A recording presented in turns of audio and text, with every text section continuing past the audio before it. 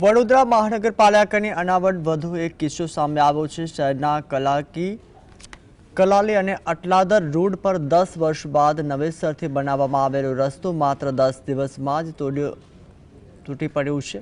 રસ્તો બન્યા બાદ પાણીની લાઇનમાં લીકેજ થતાં રિપેરિંગ માટે નવો જ બનેલો રોડ ખોદવામાં આવ્યો છે, જેના કારણે રસ્તાની મજબૂતાઈ શૂન્ય સમાન બની ગઈ છે।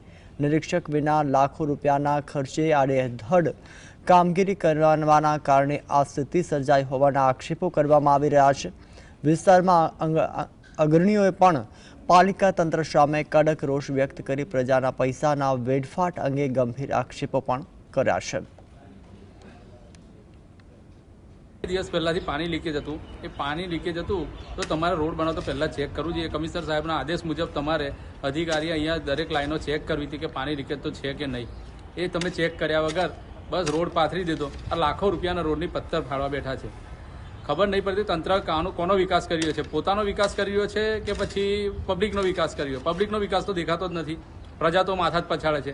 આ નવા રોડની પથારી ફેરવી કાઢી, હવે કોને કહેવાનું? હવે આવીને પાછા હવે ઠીંગડા મારશે એટલે રોડની વેલ્યુ ઝીરો થઈ ગઈ, પ્રજાના પૈસાની વેલ્યુ ઝીરો થઈ ગઈ। તો વોર્ડ નંબર 12ની અંદર 50-60ની ઉપર ખાડા હતા, હવે આ બીજો એક ખાડો ઉમેરાઈ ગયો।